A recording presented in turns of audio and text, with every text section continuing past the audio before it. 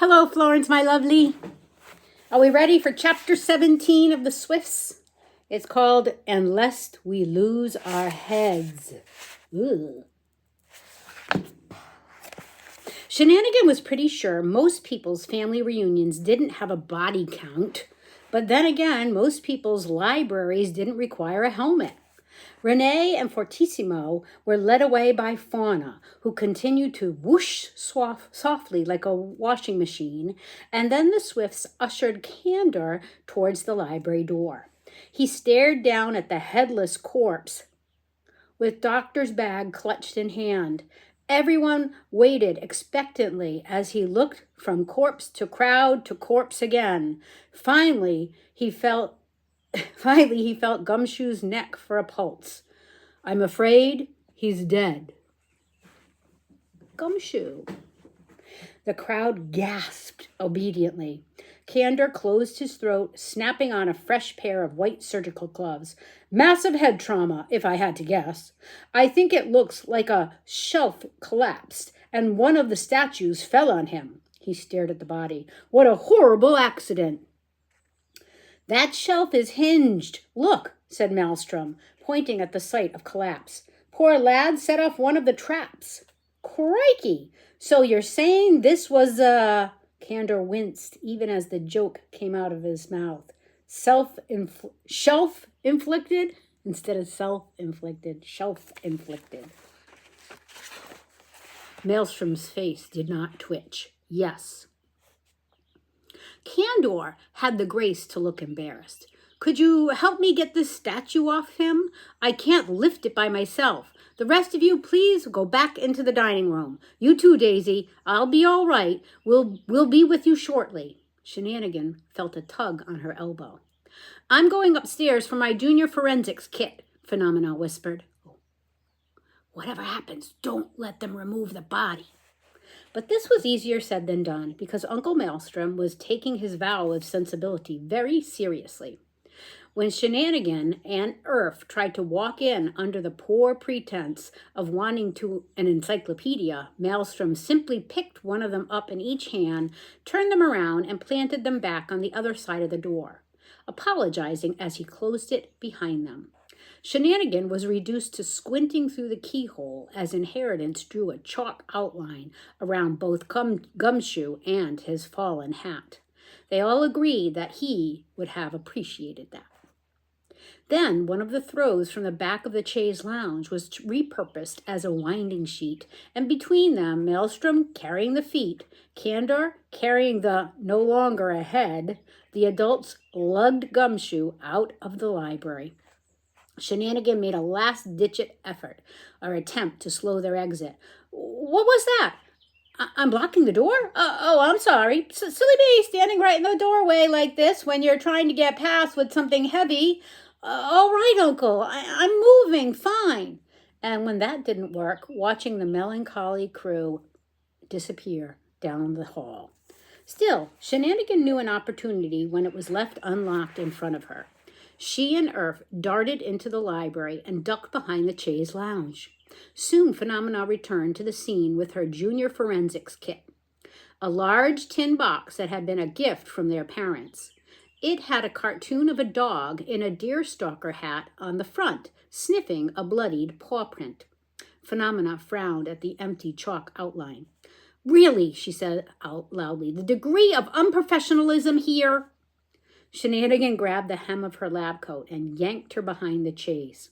Now is hardly the time for subterfuge and pranks, Shenanigan, Phenomena huffed. Shh, it's exactly the time. They waited, but instead of the returning clomp of Maelstrom's boots, they heard soft footsteps outside and a soft clink of the door handle, and then a soft someone crept into the room. She looked about her, quick and furtive as a mouse, and skittered toward one of the shelves. It was Daisy. Shenanigan's blood fizzed as she watched Daisy cross the room in her stockinged feet, heels held loosely in one hand, and run her fingers over the spines of the books with mounting confusion. The Swifts did not arrange their library by genre like some book collectors, or by author and title like other book collectors. or by color like misguided interior decorators. Instead, they were organized by their important features. Small plaques on the shelves proclaimed which books with tigers in them, or books about doomed voyages, or books you can tell other people you've read to them to seem more intelligent. This made finding a specific title quite difficult, and Daisy hadn't found whatever it was she was looking for by the time a second set of footsteps approached. She looked wildly around the room for a hiding place. Her eyes alighted on the chaise lounge, and she stepped toward it. Shenanigan was sure they were about to be discovered, but at the last second, Daisy... Oops, hold on. I have got to... I don't know how to pause my video, and yet I have an alarm set because I have joined the YMCA, and I have alarms set so that I can sign up for my classes because they get filled up right away. All right, I did it. That's my Monday class book. Sorry about the interruption. How rude. All right, back to the reading. That's Daisy. Noticing that somebody's coming in, and there are the children behind. Oh, over here.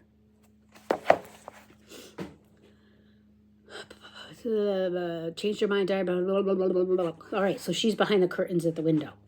Did we really have to put him in the freezer? Inheritance sighed as the adults returned. We're going to have to walk past him every time we need some ice. And what if he haunts the sprouts? I don't think that'll happen, said Maelstrom. There are far more sinister vegetables. Parsnips, said Candor grimly. Always thought there was something off about parsnips. Though, given the circumstances, he might feel more home with the squash. He polished his glasses, cleared his throat, put his hands on his hips, and then promptly sat down in the armchair. I'm sorry, I'm come over weak all of a sudden. It must be because of the head puns.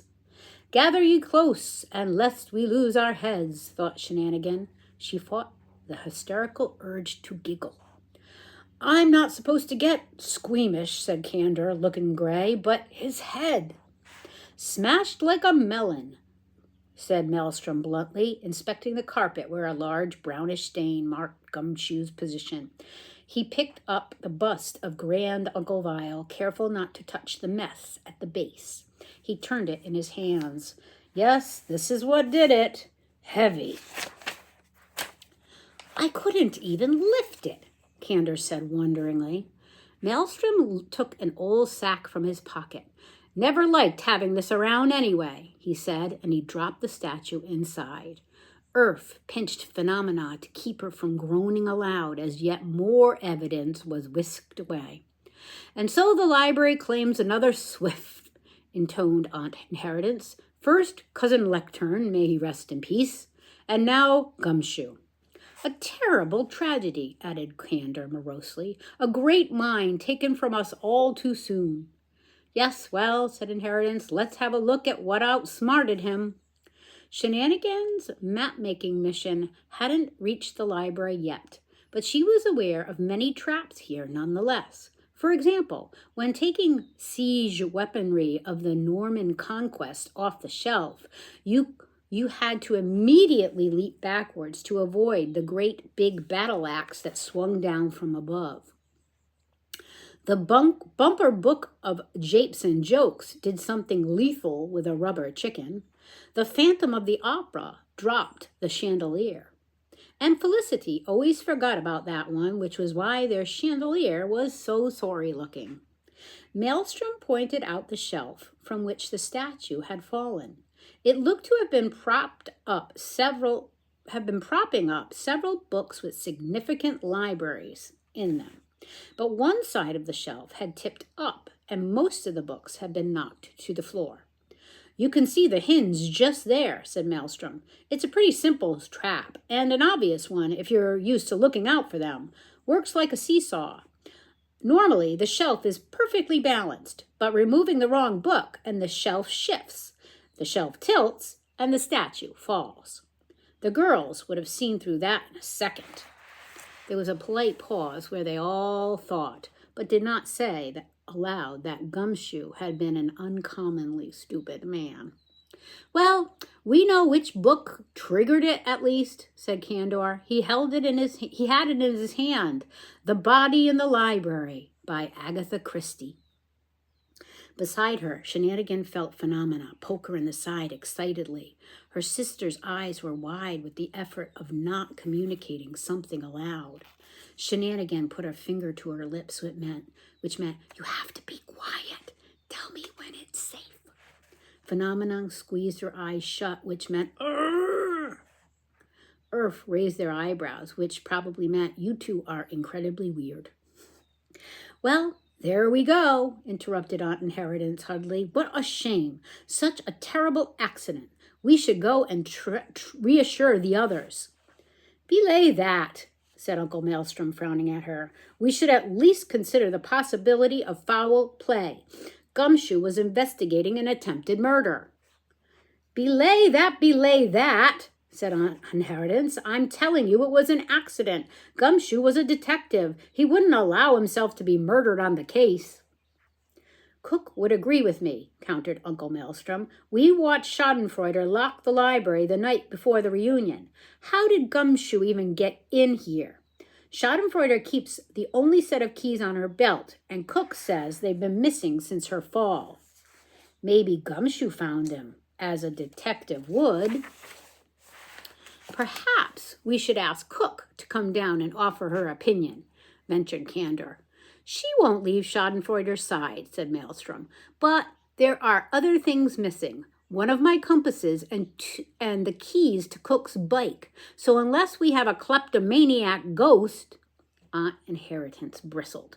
The ghost does not steal. I'm sure Cook just mislaid them. That flipped Shenanigan's stomach like a pancake. Someone had taken Aunt Schadenfreude's keys, and that person was Shenanigan. She had used them to get into the cellar, and then on the morning of the reunion, she had run into her aunt's study and thrown them back on the desk. What if Schadenfreude never picked them back up? They could have sat there all day while all the commotion was going on downstairs. Anyone could have swiped them. A hot, sick feeling crept up Shenanigan's spine. That seemed to be the extent of the adults' investigation. Maelstrom and Candor left, grave-faced and talking in low voices, but Aunt Inheritance lingered, frowning at the room as if it had vexed her in some way. As soon as she made her exit, Phenomena went to leap up. Shenanigan and Earth snatched her back. They waited. After a few minutes, Daisy emerged from behind the curtain. For a moment, she too looked at the bloody carpet, a frown creasing her perfect face. Then she flitted to the books to tell you where you're going section, grabbed an atlas, and fled the room. Finally, Phenomena could lose her temper. Those fools, she snapped, leaping to her feet. Those absolute amateurs. That was like watching a fish try to make fire. Inheritance is in denial. Maelstrom is not cut out for detective work, and Candor is a medical man, so I'd have expected him to have at least some knowledge of the scientific process. But he...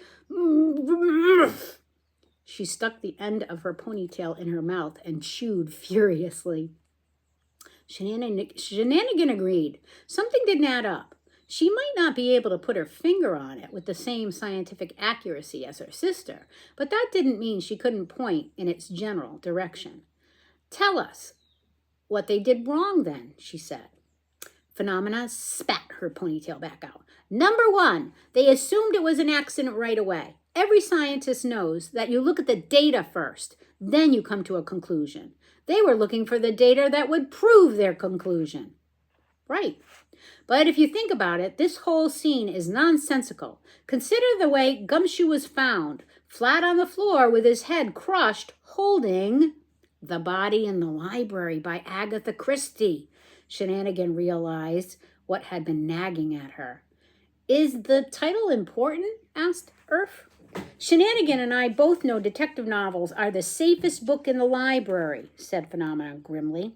That book couldn't possibly have set off the trap that killed Gumshoe. Maelstrom and Aunt Inheritance should both know that. So why were they pretending not to? Irf scuffed at the bloodied carpet. Their Gran was looking more suspicious by the minute. So what does that mean? They asked.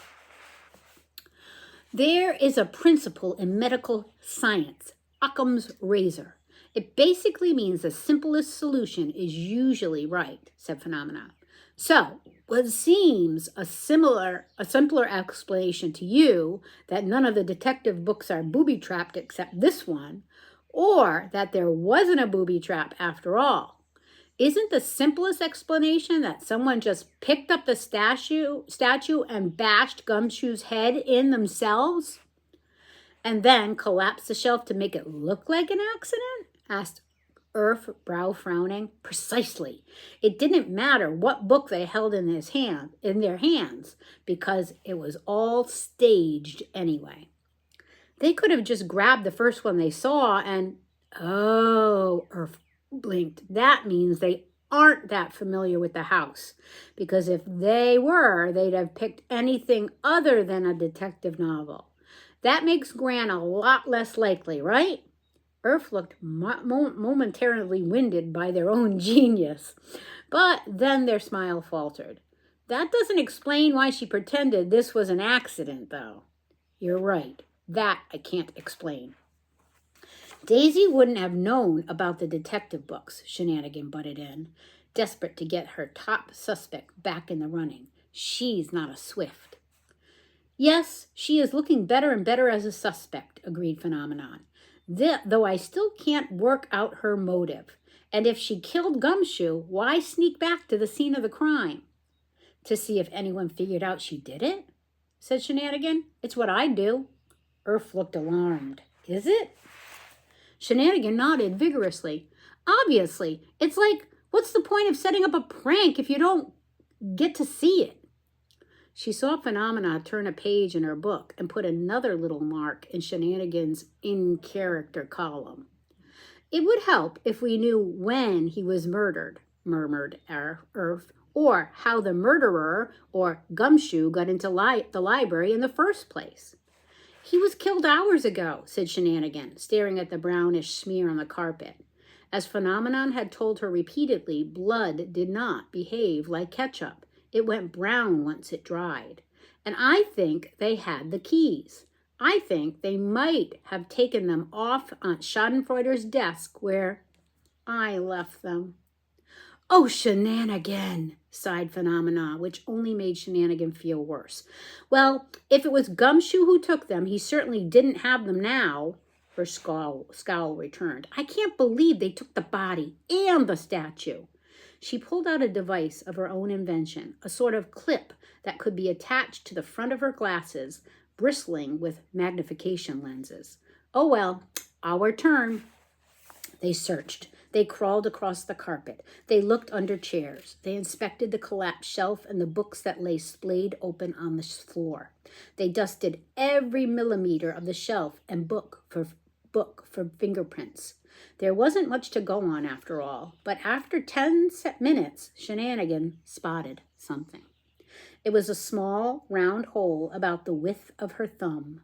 It was halfway up the wall, just within Shenanigan's reach. She nearly stuck her finger inside before considering that Phenomena might actually scream at her for tampering with the crime scene, so she waved her sister over instead. Said Phenomenon. She took a long cotton swab from inside her junior forensics kit and wiggled it in and about the hole. It came out covered in plaster and a brownish stain. Blood? Asked Irf. I think so. I need to analyze it in the lab. Phenomena frowned and put the cotton swab inside the glass vial marked evidence. The vial had a frog in a lab coat on it. But I have no idea what this hole is. It doesn't look like it was drilled. A bullet hole? Shenanigan grinned. That would be exciting. No, it wouldn't be this neat. there'd be a little crater around it from the force of the impact. She put the swab and its vial back in her kit, snapping the lid closed. I don't know what it is, but we're missing something here. I know we are. You have a hunch? Asked Shenanigan. Phenomena sniffed. Don't be ridiculous, she whispered haughtily as they tiptoed from the library. Hunches are unscientific. I like Phenomena. She cranks me up. All right, we're going to stop there at the end of chapter 17 on page 170. And we will see each other once again. But until we read again, birthday love and kisses to you.